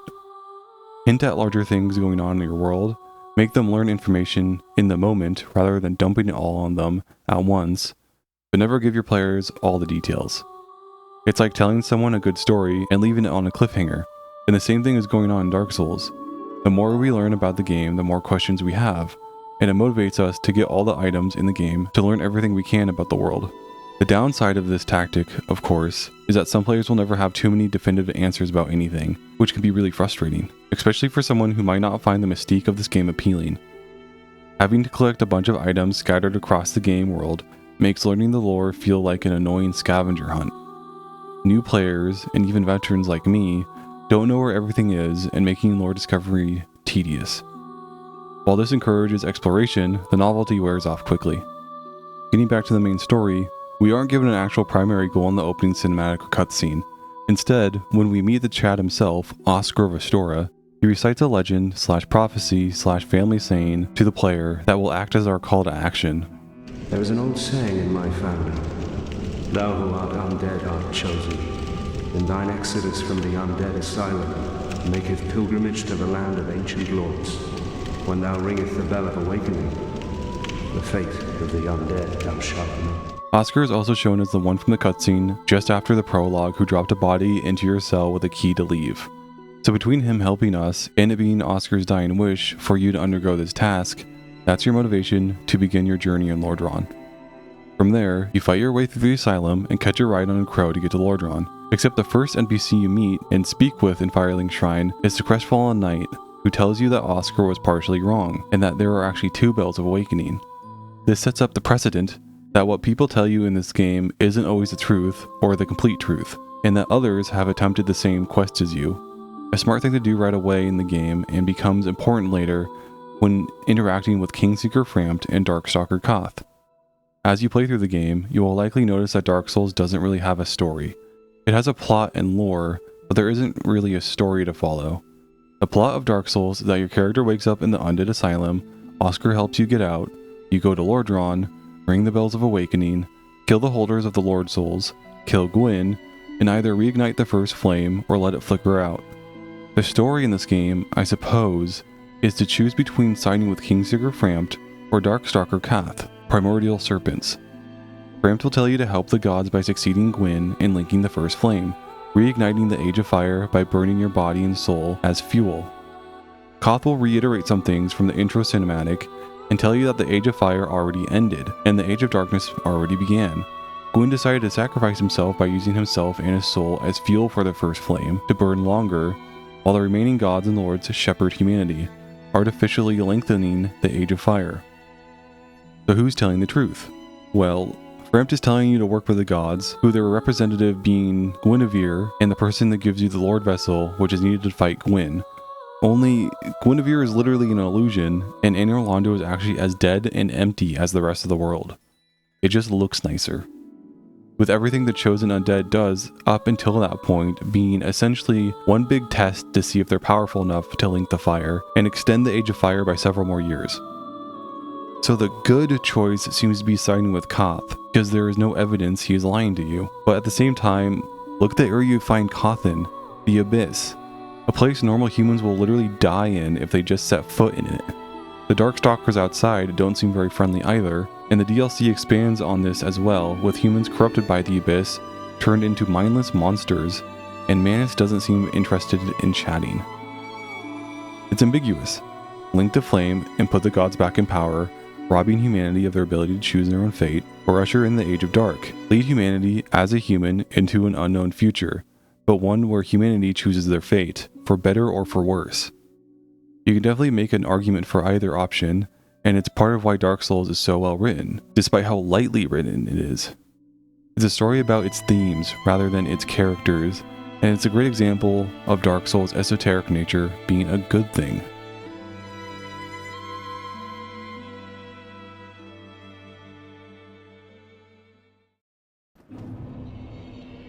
Dark Souls is famous for its interconnected world. While it's not an open world, you are relatively free to explore it in any order you like. Areas, like the Catacombs or New Londo Ruins, discourage players from visiting them too early, and few games put that much trust in their players. If you start the game with the Master Key, you have even more freedom, since that starting item allows you to open many doors you otherwise wouldn't, along with opening paths that allow you to sequence break. Most notably opening the door not far from New Londo Ruins that leads into the Valley of the Drakes, and the exit of Blight Town you can descend down to skip most of Blight Town and fight Prologue early. I love it when games allow you to sequence break. It really rewards players for paying attention, and it shows that developers are putting a lot of effort and detail into their game, since they are including failsafes to account for player freedom. Baldur's Gate 3 is well known for doing this, though there isn't much to account for sequence breaking in Dark Souls, since you don't interact with NPCs much. Skipping bosses just means fighting harder bosses sooner. Dark Souls levels often feature shortcuts that, once unlocked, allow for easier and faster travel from one location to the next. The most famous one being the ladder in Undeadburg, but other notable shortcuts that come to mind are the elevator in Sen's Fortress, when you need to backtrack from Anor Londo before getting the Lord Vessel, and for a mandatory third example, I'll go with the Demon Ruins elevator that goes all the way back to the base of Blight Town, filling a similar role as the Sen's Fortress elevator. These shortcuts enhance the level design since Dark Souls is a brutal game, and nothing gives more relief than a bonfire or a quicker route to or from a bonfire. The elevator shortcuts I mentioned save a ton of time when needing to backtrack without the Lord Vessel, or when you need to get somewhere Warpy doesn't go. Without these shortcuts, Dark Souls level design would have felt far more brutal, since your only checkpoints have a ton of dangers between them. They also make the travel from one location to the next before getting the Lord Vessel far more tolerable, since they allow you to get from one place to another faster. The lack of shortcuts in the latter half of Dark Souls is probably part of the reason why most consider the second half of the game to be unfinished. Along with other things like Lost Izalith being filled with lower bodies of undead dragons, and the lower half of the undead dragon in the painted world of Ariamis needing to be jumped attacked with a melee weapon to make it snap into its standing animation so you can walk under it and proceed. I think introducing the ability to warp after getting the Lord Vessel didn't help, since it gave the developers justification to stop putting in shortcuts.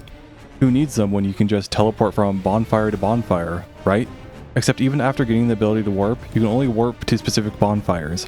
So even with that ability, you will need to spend a decent amount of time running around the game world to collect items and talk to NPCs. Overall, I like how warping is implemented in Dark Souls rather than later games. It's an ability you don't unlock until halfway through the game, and you still cannot warp to just anywhere. It forces the player to engage with the world and traverse it, learn it. It makes the game feel more like an adventure. Part of the reason why Lord of the Rings is so great is because the story is about the adventure, traveling from place to place and overcoming outward and inward obstacles throughout. Unlike in later Souls games, where you can warp to any bonfire or bonfire equivalent whenever you want, making the game feel more like a bunch of levels and missing out on making the connection of, oh, I'm back here now? After Dark Souls, no Soul game other than Bloodborne returned to the interconnected world design. You could argue that Elden Ring does, but it's an open world game. So technically it is interconnected, but not like Dark Souls or Bloodborne, where they have several isolated and usually themed levels connected to one another by shortcuts or intended paths.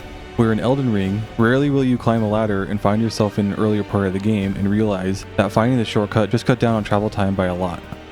Elden Ring has teleporters, true, but they're usually pretty few and far between each other, and you can always just fast travel to bonfire equivalents.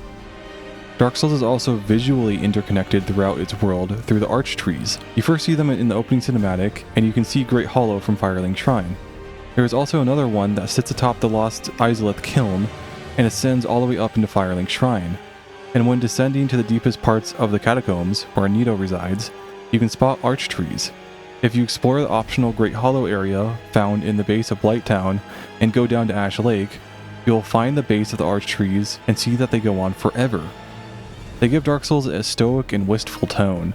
We don't know what they are, but they are everywhere and seem important. Dark Souls also has illusory walls that hide many things from the players. Sometimes it's items, sometimes it's bonfires. They exist to get people to go on the internet and pog when discovering them. In-game, their only purpose is to reward players for bashing every wall they come by, but at least in Dark Souls, they are somewhat hinted at.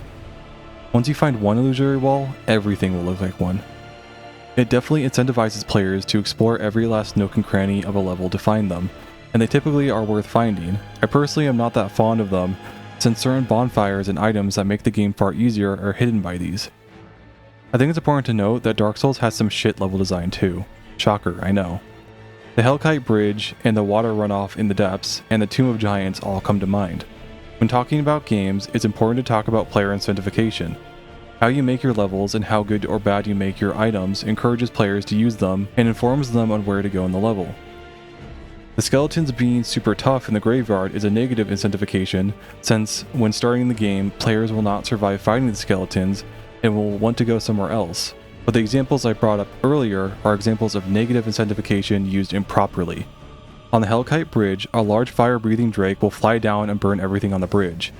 Through negative incentivization, as in the drake is large, breathes fire, and is hard to kill, players will be incentivized to go somewhere else since interacting with the drake seems like certain death. But there isn't anywhere else to proceed, since the area Solaire hangs out at has no path forward, and the only other door is locked, and the key is that the undead perish, but the players don't know that yet. This literally happened to me on one of my most recent playthroughs. I got to the bridge and turned around because proceeding that way seemed really dangerous. How you're supposed to proceed is to run out onto the bridge and go to the right down the stairs, risking getting burned again. Something similar happened in the depths. You're supposed to go down this little water runoff to proceed in the level, unless you fell into the cursed toad trap, but I'm pretty sure there's no escape from that. But when looking at it, you can't even see the bottom of it. It looks like certain death, but the only way to proceed through this level is to go down it. While the Tomb of Giants isn't quite like the other two examples, it does have a major issue of its own. Look, I'm all for esoteric level design that doesn't hold the player's hand much, if at all, but it crosses the line when the level we're expected to traverse literally has you wandering around in the dark. Getting lost in Dark Souls can already be frustrating, but getting lost in the dark with death drops everywhere and some of the strongest and most annoying enemies in the game ready to pounce out from you in the dark, it sucks and it's annoying. There are a few items you can bring along to light things up, but two of them are not easy to get and one is a sorcery, so only one build type can use it. The sorcery is called Cast Light, but the items you might get instead if you're not playing a sorcerer is a Skull Lantern and the Sunlight Maggot. The Skull Lantern can only be found if you kill a specific necromancer in the catacombs, or go to the area Patches kicks you down into and takes up a hand, so you have to forego using a weapon or shield when using it. The other item is the Sunlight Maggot, which you get at the Lost Izalith shortcut, whether or not you open it by giving the Daughter of Chaos 30 humanity or not. If you do, then you save Solaire. If you don't, then you have to fight Solaire. Either way, you kill the Sunlight Maggot and can get the item. The problem being that you have to play through almost all of Lost Izalith just to get this one item, so you would need to plan out your playthrough to go to Lost Izalith first and then go to the Tomb of the Giants to make sure you have the Sunlight Maggot for that area. Unlocking the shortcut allows you to skip a lot of Lost Izalith, save Solaire in his quest line, and get the Sunlight Maggot, so your options light of the Tomb of Giants is limited to say the least. Boss runs can also get pretty bad in Dark Souls. A boss run is a route you have to traverse every time you want to attempt to fight a boss again after failing to kill it. Some of them are pretty much an entire area with no shortcuts like Lost Izalith, risking dying on the way. and some are long even with shortcuts, like Sir Artorias. I'm not the biggest fan of Elden Ring, but I have to admit that creating the stakes of America and putting them down in front of boss arenas was a big improvement. They easily could have achieved the same effect in every Dark Souls game by just putting a bonfire or bonfire equivalent down right in front of the boss arena instead of making players run through entire levels to get back to the boss. Or, instead of spawning bonfires when a boss is defeated in their arena, they could just have one outside the arena that could be used. This could also improve bonfire placement in DS3. We all know the infamous Dragon Slayer armor boss fight, dropping a bonfire right next to another one. So while Dark Souls has some high highs and inspired moments for its level design, they also made some decisions that make me scratch my head and wonder if Miyazaki is just a sadist.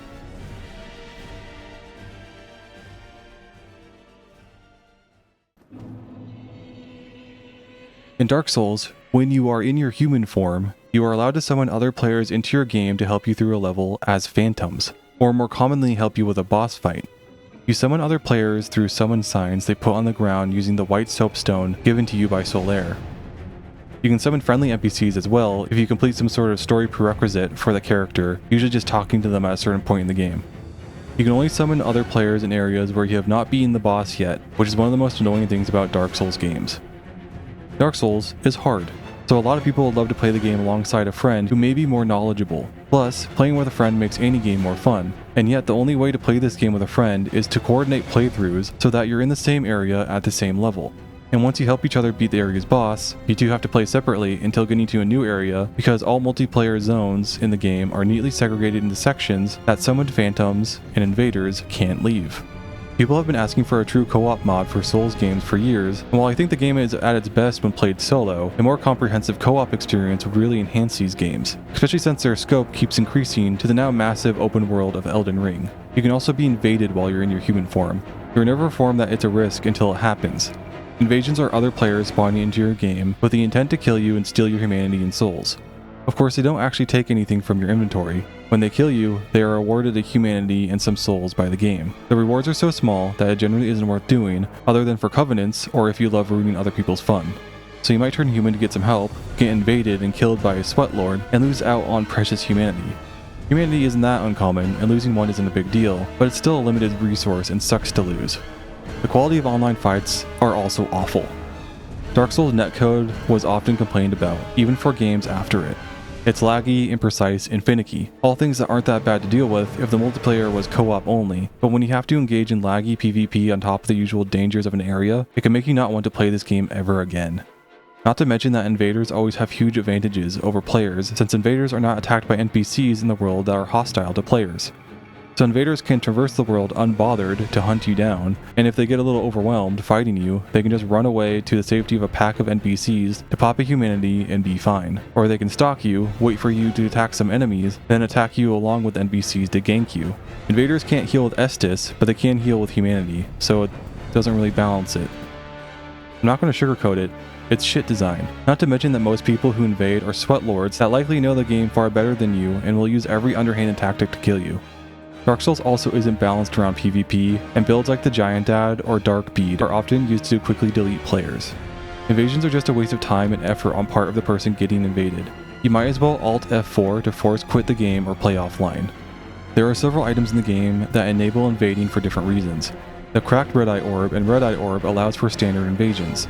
The Blue Eye Orb allows you to invade the worlds of sinners, who are people that invaded players and were indicted by the slain player. The Dragon Eye Orb allows you to invade the world of people who carry dragon scales on them. And then you have rewards for helping or killing players like the Sunlight Medal and Souvenir of Reprisal that are used to rank up in Covenants. The red soapstone works like the white one, but instead of being summoned to help, you are summoned to kill the person who summoned you. Despite my harsh criticism of invasions, I think this is fine since it enables people to engage in consensual duels for fun, to see which player and build is better. This allows for fight clubs to exist, where a host will summon invaders and have them fight each other, while the host simply hosts. It's not ruining anyone's progression, it's honorable for the most part, and is usually done in areas of the game where no enemies are around so invaders can't run to hide behind them, even though that doesn't work against other invaders anyways. While Dark Souls netcode still sucks, at least people can engage in opt-in PvP by using this method. I'm not going to talk about the multiplayer from the DLC because I never engaged in it myself, and it's another form of opt-in PvP, which I'm fine with despite how bad I think PvP is. Covenants in Dark Souls are essentially factions or groups you can align yourself with, each offering different gameplay benefits and lore implications. But you aren't told that, and most people join every covenant they come by because they are given the prompt to do so and are rewarded for doing it. Joining a covenant involves finding a specific NPC or item and pledging your allegiance. You are usually awarded an item for a covenant when first joining, but getting more from a covenant after that is pretty demanding.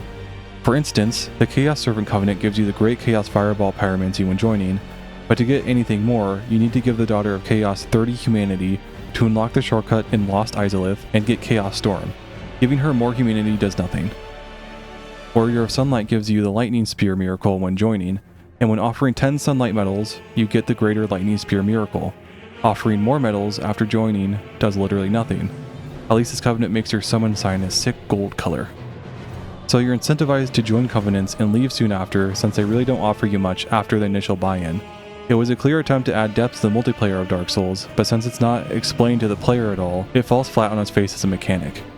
Overall, multiplayer in Dark Souls is poorly explained, and for the most part, unfun. Playing with friends can be a chore at times due to the restrictions, and invasions are terrible. The opt-in forms of PvP can be fun sometimes, but the poor netcode holds it back. And nearly a decade later, most of the issues with FromSoft multiplayer persists even into Elden Ring. But at least we got Night Rain, right?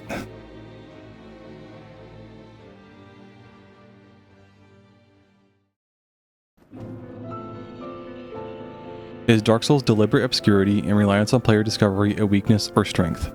Going through many aspects of the game, I can firmly say that it is both. Its bleak atmosphere pervades the entirety of the game, along with its reluctant communication of lore and story to the player, inspires so many questions that we desperately want answered by playing the game. Its melancholic ending of either linking the flame or becoming the Dark Lord, based on loose and unreliable information that could lead the world into more pain and decay, makes for a highly intriguing ending. But the lack of answers we get for even basic things in the game can leave some scratching their heads and even feeling frustrated that they haven't really done anything since no character is really included in the main story. That the esoteric nature of Dark Souls writing seemed to be used by the developers of the game as an excuse not to tell players really anything useful about the basics of playing the game beyond manipulating their avatar, making simply playing the game a chore at times. So while I still hold Dark Souls in high regard and is one of my favorite games of all time, from the vibes alone, I can't call this game a masterpiece. Too much of the game is simply underdeveloped. I can't say with confidence that the lore and story isn't included much because it's an active decision by the director, or because it was just never fully developed for one reason or another. Demon's Souls had similar storytelling, so I'll give Miyazaki the benefit of the doubt, but I will always be frustrated how much I have to go online to get seemingly simple answers to questions I have about the game, both for how something works in-game and for lore. Its gameplay is very well done. It's simple to learn, has a decently high skill ceiling. But again, a lot of things related to leveling, upgrading your items, and improving your character are not explained well, if at all, to the player. That ultimately, Dark Souls and all the games similar to it that FromSoft has produced after all suffer from the same issue, being unwilling to inform the player. Something that is novel in Dark Souls, but becomes more and more detrimental to Souls games as FromSoft ever increases their scope. I mean that literally, since Elden Ring has a massive open world that makes finding things really difficult and time-consuming. Is the average length of an Elden Ring playthrough 70 hours because there is just that much content? Or is it because it takes you 10 to 20 minutes just to get from place to place to grab a specific item or talk to an NPC your guide told you to do? FromSoft even made a patch to Elden Ring not long after its launch that added map markers to side quests so players could actually have a chance of finding NPCs in the overworld to actually make progress in quests. The same goes for game systems, as more and more are added to the game or are tweaked. The stance meter in Elden Ring being a mechanic that is really frustrating because it is invisible but omnipresent, and if you don't abuse that mechanic as much as possible in Elden Ring, the game will be much harder for you.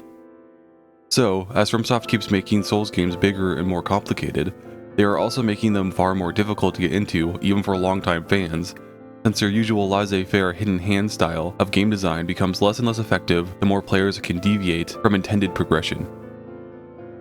So if you put a gun to my head and demanded I give Dark Souls a number rating from 1 to 10, with 1 being awful and 10 being a masterpiece, I would have to give Dark Souls 1 childhood out of 3 consecutive Gwyn-only runs, played from New Game 1 to New Game 3 continuously. Come on, Gwyn!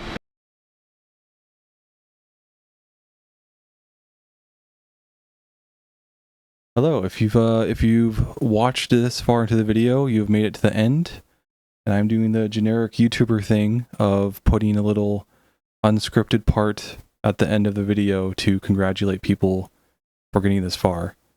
But despite my I'm making fun of that trope, I guess, I am genuinely appreciative that you've made it this far.